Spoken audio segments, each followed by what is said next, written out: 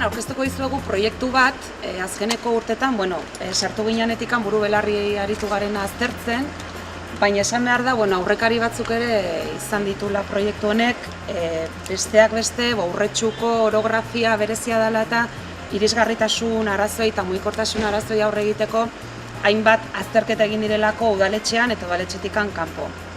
Dakizuten bezala, Urretxuk berezitasunak baditu, kale nagusiez aparte, auzo desberdinak ditugu toki aldapatsuetan, bai Mundo Mejorren, Aparizio ere kontutan hartu beharreko toki bada, Santa Barbara auzunea ere ikutzen zaigu eta Natur Parkea bertan ere jendea bizi da eta aparte tokia, aisialdirako tokia da. Eta gero kontutan hartu behar ditugu, noski, auzo nagusietan, bai Basagastin eta Mundo Mejorren, Sorgintzulo inguruan, herritarren 10% bertan bizi dela. Iaia 700 bat pertsona bizi dira, eta horiei nolabaiteko zerbitzu aukera bat eskaini nahi diegu herrigunera jaitsi eta nolabaiteko orain arteko arazoei lehendabiziko irtenbidea topatu asmoz. En este estudio se reflejaba que el 10% de los habitantes de Urretxu, más o menos el 10%, reside en estos barrios, por lo tanto creemos que es un porcentaje considerable y a tener en cuenta y aparte del porcentaje que vive en los barrios, el 30% más o menos de estas personas es mayor de 65 años. Eta hemendik eta datorren irailaren 11tik abendura bitartean egingo dugu proba piloto bat. Auzokide zuzenean eskatu digute kontu honi aurre egiteko eta esango dugu gainera beraiekin hartutako erabaki bat dela. Autobus ikuspegi pixka sozialagoa ere ezarri diogulako. Beraz ez da autobus herrian bertan mugitzeko autobus bat ez da, izango litzateke mugikortasun arazoa dituzten jendei lehenetsi behar diegu autobus zerbitzu hau, 17 plazadun autobusa delako eta plataforma bat ere izango duelako, bertan bai xia ruedasak eta bai umentzako karroak eta sartzeko aukera edukiko duelako. Lehen esaneten datu importantea da, 70 urtetik gorako jendeentzako ere horiek lehenetsten ditugu. Kontutan eduki behar dugu Aparizion eta Mundo Mejorren eta Santa Barbarako baserrietan eta bizi diren jendeak adinez aparte herrira jaisteko nolabaiteko autonomia ere erraztu behar diegula.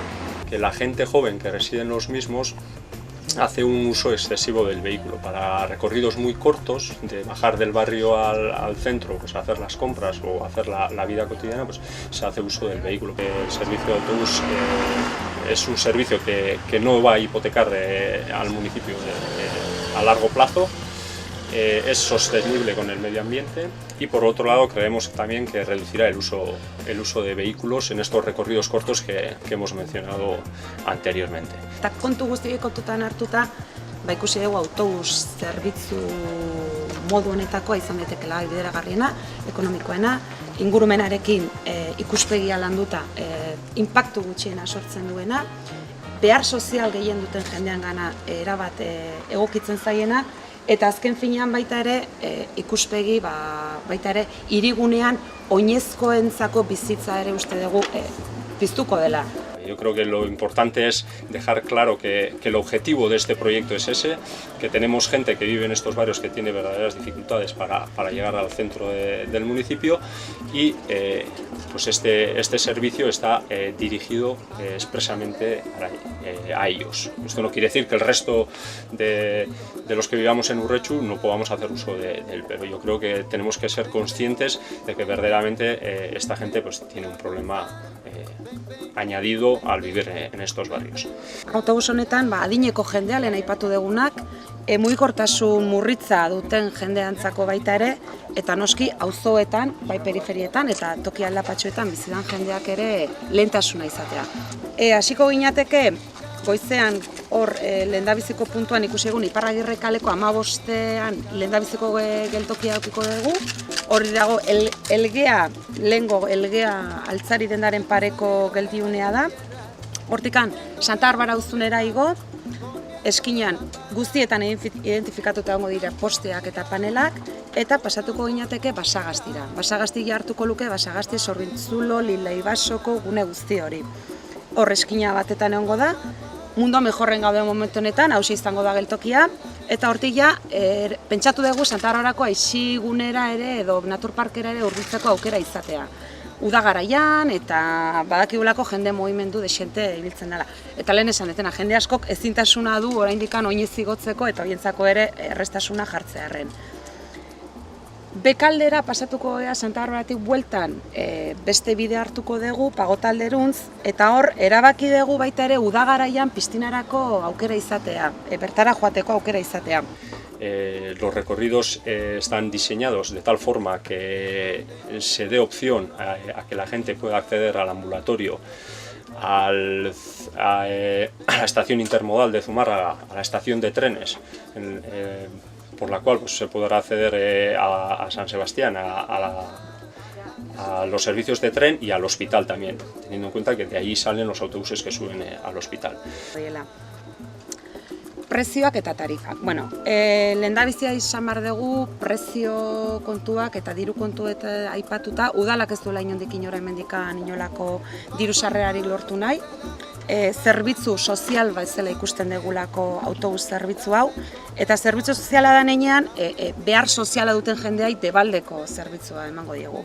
Kasu honetan, 70 urtetik gorako adinduek, umeek, 5 urte zazpikoek, eta mugikortasun arazoa dituzten pertsonek debalde ukiko dute, debaldeko zerbitzua izango dute, eta horretarako udaletxera joan beharko dute zerbitzu sozialetara bertan horrelako txartel bat eskatzera. Debaldeko zerbitzua da, beraz debaldeko txartela jasoko lukete eta horrekin ja identifikatuko lituzke txoferrak debaldeko zerbitzua dutela. Y el resto tendrá opción de adquirir unos bonos de 10 viajes que se gestionarán en la entrada del ayuntamiento y tendrán un coste principal de 10 euros, ahora en un principio de 10 euros. Esan dugun bezala, prezio hauek eta baita ere ordenantza fiskaletan eta sartuko ditugu, ikusiko dugu agian subentzio natalen bat edo eduki behar dugun, baina lehendabizi probatu nahi dugu pixkat afluentzia baita ere, ezta? Jende askok erabiltzen duen, gutxik erabiltzen duen, ze behar berri sortu diran eta lehen esan dugun bezala ze hobekuntza ere jarri behar dizkio kontu guzti honi. Es un proyecto piloto que empezará el 11 de septiembre, se pondrá en marcha el 11 de septiembre y durará hasta fin de año.